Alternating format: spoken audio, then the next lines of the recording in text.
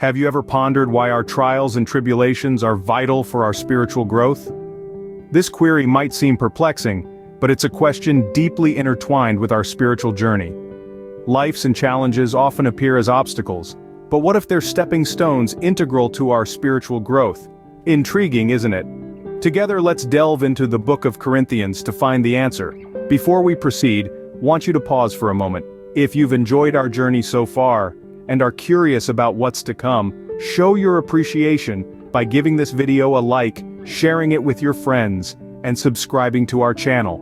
Your support helps us continue this enlightening journey. Today we turn our attention to 2 Corinthians 4 verses 16 to 18. Here we find Paul the Apostle sharing profound wisdom with the Corinthian church. His words are a beacon of hope, a testament to the power of faith, and a lesson on perspective. Paul begins by saying, "Therefore we do not lose heart. Though outwardly we are wasting away, yet inwardly we are being renewed day by day." Here Paul acknowledges the reality of our human condition, the physical decay that comes with age, illness, and hardship. Yet he simultaneously emphasizes the potential for spiritual growth and renewal. This inward renewal is not a one-time event, but a daily process, a continual transformation. But how can we achieve this inward renewal? It's not about ignoring our physical sufferings, but rather shifting our focus. Paul encourages us to look beyond the temporal, the fleeting nature of our earthly existence, and instead, to focus on the unseen, the eternal. In the second part of the verse, Paul elaborates on this idea, saying, "For our light and momentary troubles are achieving for us an eternal glory that far outweighs them all. So we fix our eyes not on what is seen, but on what is unseen, since what is seen is temporary, but what is unseen is eternal." This concept echoes throughout the Bible. Take Romans 5 verses 3 to 5, where we're reminded that suffering produces perseverance, character, and hope.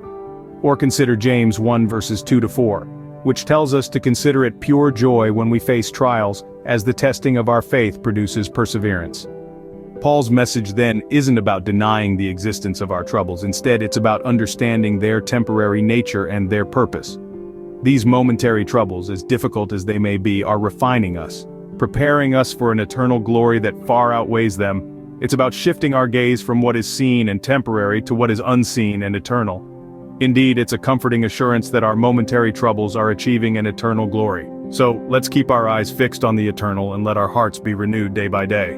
Now, how does this verse relate to our initial question? Let's delve deeper and connect the dots.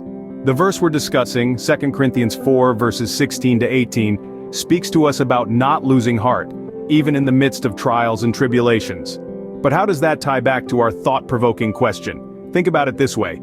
Every challenge we face, every tribulation we endure, they all contribute to our spiritual growth. They mold us, shape us, and prepare us for something greater. This is the essence of the verse. It's a reminder that our struggles are not in vain. In the grand scheme of things, these trials are momentary. They're fleeting, like a wisp of smoke in the wind. But the impact they have on our spiritual journey, that's eternal. It's like refining gold. The process is intense, the heat is high, but the result is a precious metal of immense value. This is exactly what the verse implies. Our trials are refining us, preparing us for an eternal glory that far outweighs them all. They're not meant to break us, but to build us, to strengthen our faith, to deepen our relationship with God, to prepare us for the glory that awaits us in eternity. So when we go back to our initial question, we find that the verse doesn't just answer, it illuminates. It provides a perspective that transforms our understanding of trials and tribulations. This verse then offers a profound answer to our question. So, why are our trials and tribulations vital for our spiritual growth? Delving into the heart of this question, we find our answer in the verses of 2 Corinthians 4 verses 16 to 18. Our trials, as daunting as they may seem, serve a divine purpose. They force us to shift our gaze from the transient to the eternal, from the visible to the unseen. Our trials are not obstacles but opportunities. They are the refining fires that shape and mold us, preparing us for the greater glory that awaits. In the grand tapestry of eternity, our troubles are but a single thread. They are momentary, yet their impact is profound. They are achieving an eternal glory, a glory that far outweighs them all. They serve as the stepping stones on our journey towards that divine glory. So when faced with trials, don't falter. Embrace them and let them guide your path. Therefore, don't lose heart, for our momentary troubles are achieving an eternal glory that far outweighs them all.